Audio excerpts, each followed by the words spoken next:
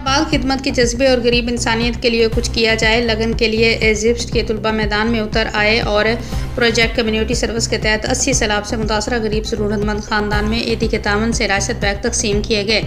Egypt university के तुलबा की जानब से प्रोजेक्ट कम्युनिटी सर्विस के तहत ज़रूरतमंद गरीब सैलाब मुतासरीन ख़ानदान की मदद की गई। इस हवाले से तुलबा ने ईदी की मदद लेते हुए ज़रूरतमंद ख़वातीन फैमिली में राशन के बैग तकसीम किए गए। इजिप्ट यूनिवर्सिटी की ज़ेर तालीम तुलबा की जानब से दिए गए प्रोजेक्ट की तकमील के लिए गरीब ज़रूरतमंद अफराद की मदद की गई, जिसके लिए अपना टारगेट मुकम्मल करने के लिए ईदी की रसाकारों की भी मदद की ली, जिस पर ईदी जोनल इंचार्ज महराज की मौजूदगी में राशन की तकसीम की गई। 80 के करीब ख़ानदानों में 1 माह का राशन दिया गया और इनकी मदद हो सके। और मौके पर मौजूद तुलबा का कहना था कि प्रोजेक्ट कम्युनिटी सर्विस के दिए गए असाइनमेंट पर काम करते हुए हमने बहुत मुश्किल काम बहुत ही आसानी और कम वक्त में कर दिखाया है। ये एक सबक है नौजवान नस्ल के लिए कि इंसानियत की खिदमत कम से कम वक्त में की जा सके।